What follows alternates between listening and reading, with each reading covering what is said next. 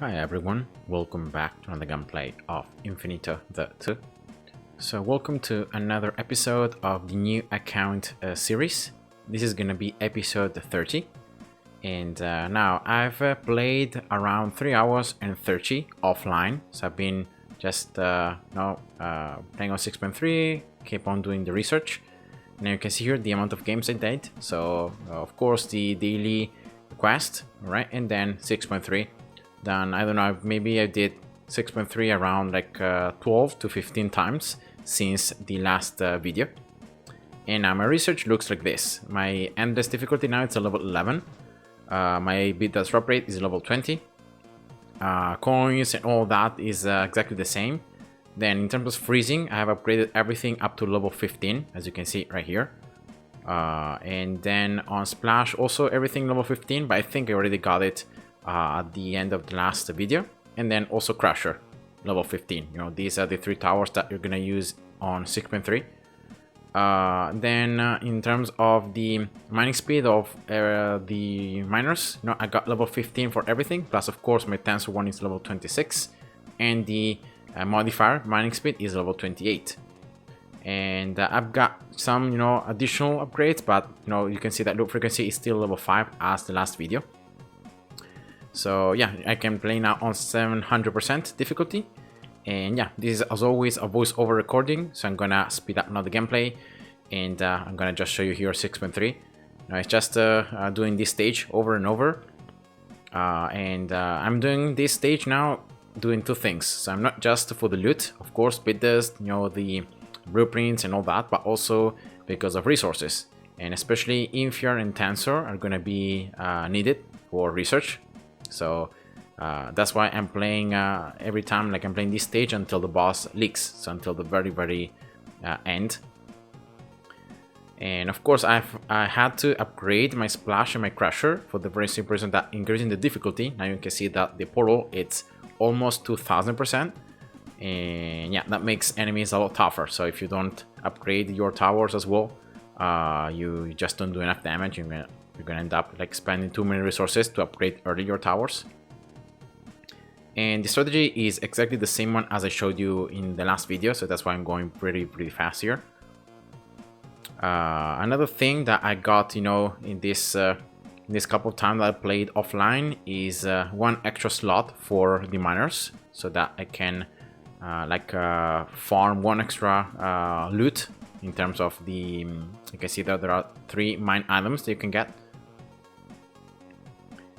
And yeah, it's just it. So I'm every time like I'm fine tuning, I'm able to find different ways to place earlier the other miners, to just keep on playing, to minimize the amount of lives I lose, and at the same time maximizing the amount of enemies I can spawn, and especially the miners I placed, because I really, as I said before, like I don't really care about loot, even though of course having some more bidders and all that it's nice, but it's especially now farming both loot and resources, because you're gonna need a ton of resources as well.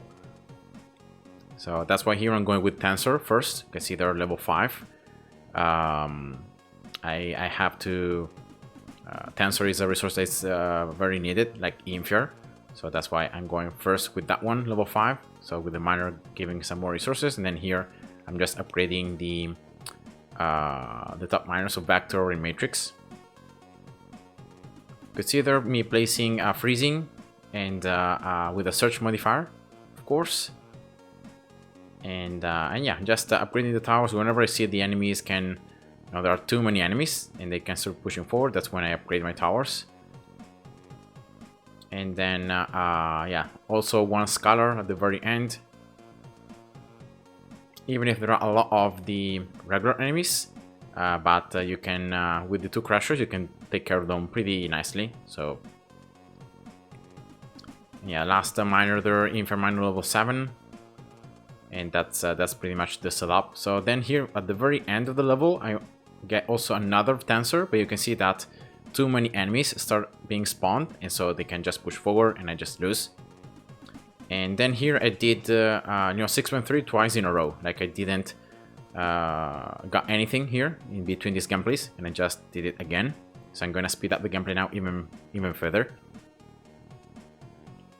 And that's it, really. That's what I've been doing offline, you know, trying to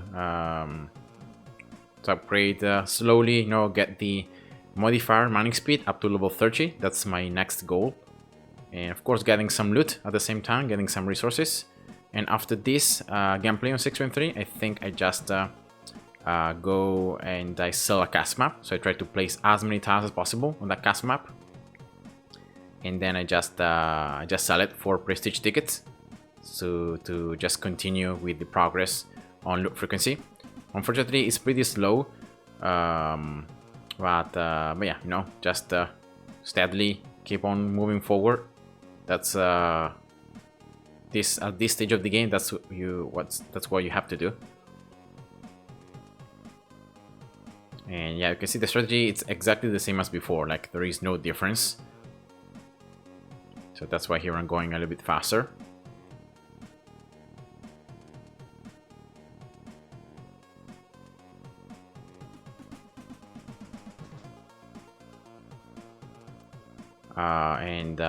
Yeah, so that was the, you know, in this episode.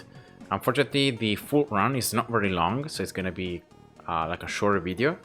But at the same time, I didn't want to really make a video that long. And I could see me there opening the chests, the keys, upgrading 1 extra level, the mining speed for the modifiers. And then here opening the tiles, of course, to try to get as many resources to then go create the cast map and then sell it for prestige tickets.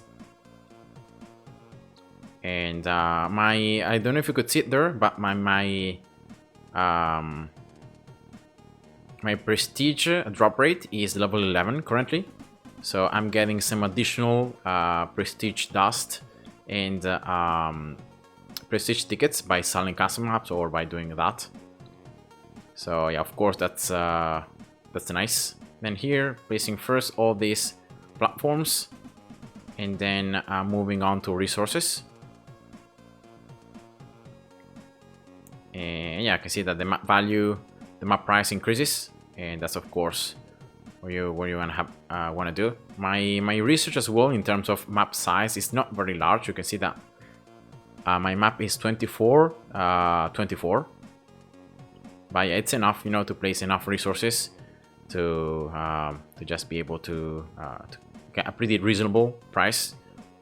Unfortunately, I wasn't able to still reach a stage where I can sell the cast map for more than 1,000 prestige tickets, so not yet, but you know, slowly I will get there, especially after I get level 12 in terms of prestige drop rate. I think that's when I can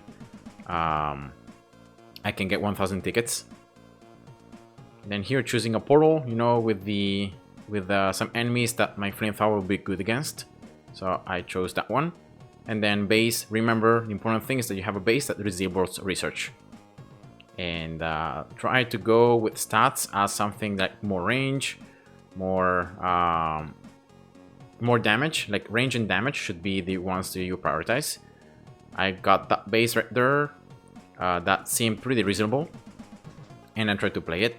But unfortunately, the base is not increasing my damage. So you can already see that some enemies sneaking past. And now remember that when your portal difficulty is higher than 500%, you need to reach a score of 4,000 to get the maximum benefit. But I could see there already that the enemy spawn were just too tough. So I had to change the cast map. You could see there I changed just one tile. And I played it again, and the second run was already a lot better. But unfortunately here, like I was able to get a score more than 3,000, but a lot of light enemies here. Too many light enemies, and so you know, you don't really do that much damage to those kind of enemies. So at the end of the day, yeah, I just lost there with a little bit more of 3,000, and I only would get like 686 tickets. So that seemed not too much, so that's why I decided to change once again something in the map to try to go for a different wave configuration and trying to micro as well. You can see that there I'm playing between first and last in terms of targeting, trying to, you know, snipe or to make the flamethrower to attack enemies that are a little bit weaker so they can be killed like faster. But once again here I wasn't really able to get a score like closer to 4,000. So again, I changed something else in the map, and then it just kept on playing.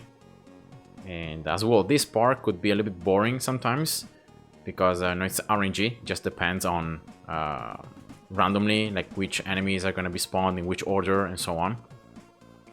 But yeah, this run I think was bad, so I decided to again go modify the map and play again.